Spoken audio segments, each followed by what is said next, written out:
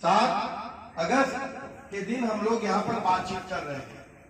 शायद मुझे नहीं मालूम है, लेकिन जब ये तारीख 3-4 साल पहले, मनीष जी तो इसके गवाह है, तो मनीष जी हम लोग जब 3-4 साल पहले प्रयास कर रहे थे 7 अगस्त को, तो कोई इस तारीख को लेकर कोई वजन ही नहीं था, इस तारीख को भी कोई याद किया जाए। और ऐसा नहीं है, इतिहास में तारीखें बनाई जाती हैं और तारीखें मिटाई जाती हैं। बाबा साहब भीमराव अम्बेडकर का परिनिर्वाण दिवस 6 दिसंबर, और आज क्या माना जा रहा है कि 6 दिसंबर बाबरी मस्जिद का विध्वंस।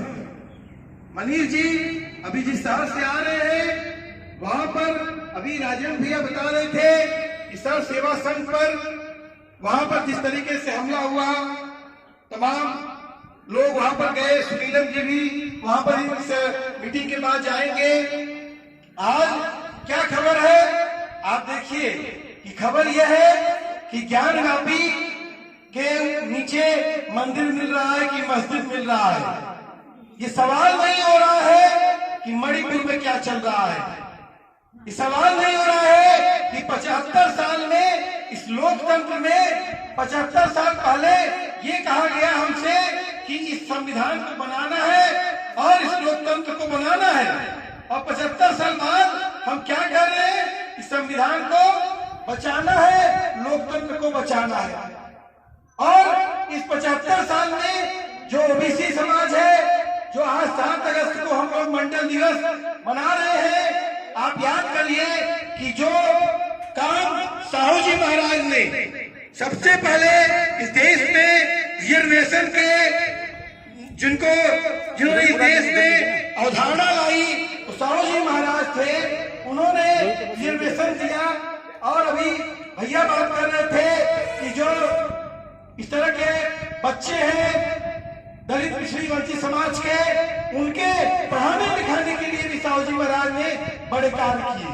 आखिर में साहू जी महाराज जो काम 50 साल पहले कर रहे थे, उसके 50 साल बाद आजादी मिली और 70 साल में वो काम आज तक नहीं हुआ।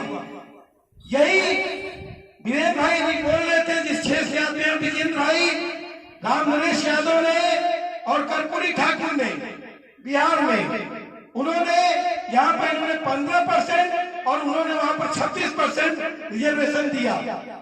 और जो रिजर्वेशन का पूरा जो सवाल है, बहुत लोग कहते हैं कि इस देश में जो आज के दौर में जो बहस चल रही है कि फला जाति ने रिजर्वेशन खा लिया।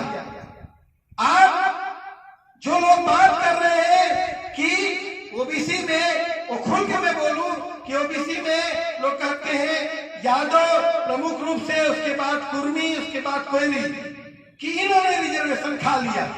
और दलित में कहते हैं तो आते हैं कि चमार जाति में। लेकिन सवाल है कि जो लोग इतनी बात कर रहे हैं समानता की, जो गैर बराबरी को लेकर इतने लोग चिंतित हैं, वो लोग कभी जो 50% में जो रिजर्वेशन का खा रहे हैं उसकी बात तो नहीं करती है। इस देश में जो आबादी 1931 के बाद जिसकी जनगणना नहीं की गई, और वो जनगणना नहीं की गई, और उसके बाद आज भी उसको जो मंडल साहब ने जो रिकमेंडेशन दिया, उसकी एक रिकमेंडेशन को वीपी सिंह जी ने आज के दिन लागू किया था। हम लोग तो उस समय बच्चे थे, सुनीलम जी उसके गवाह है, यहाँ पर तमाम लोग यहाँ पर उसके गवाह है कि उस देश में उस एक रिपोर्ट के लागू होने के बाद इस देश में आग लग गई थी। और जब देश आजाद हुआ उस समय भी जब जातिगत जनगणना का सवाल आया तो क्या बोला जाता है कि इससे वैमनस्यता फैल जाएगी। लेकिन इस बात को देख लीजिए कि भारत में आरक्षण ही वो प्रक्रिया है जो इस देश में जो वर्ण व्यवस्था है, जो इस बात को कहती है कि फला आदमी का फला काम है, इसकी पैदाइशी काम है, लेकिन आरक्षण ही वो प्रक्रिया है जिसने इस देश में दलितों को आज जो उनकी राजनीतिक, सामाजिक, आर्थिक हैसियत को बढ़ी है, उसमें बड़ा योगदान है। वहीं पर मंडल कमीशन जो ऐतिहासिक फैसला वीपी सिंह जी ने लिया, उसके लिए हम लोग इनके धन्यवाद रहेंगे और हमको बार बार याद करेंगे कि जो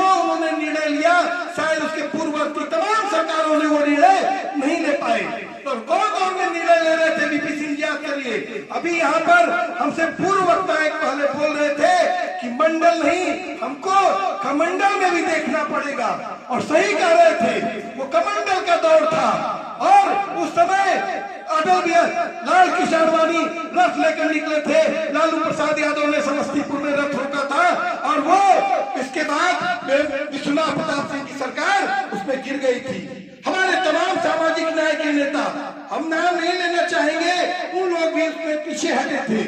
और हम मानते हैं इस सेकुलरिज्म की पार्लियामेंटेरियन हार हुई थी, और उसमें आज जो लोग कह रहे हैं संविधान बचा लीजिए, लोकतंत्र बचा लीजिए, उस समय वो अपने राजकुमार के एक घोटाले को याद करते हुए वीपी सिंह सरकार का समर्थन नहीं किया था।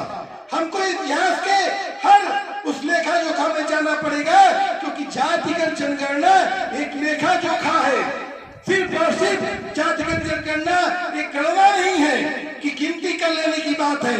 जातिगत जनगणना का जो सवाल है, ओबीसी के समाज का जो सवाल है, हम बार बार कहते हैं। राजनाथ सिंह ने जब 2018 में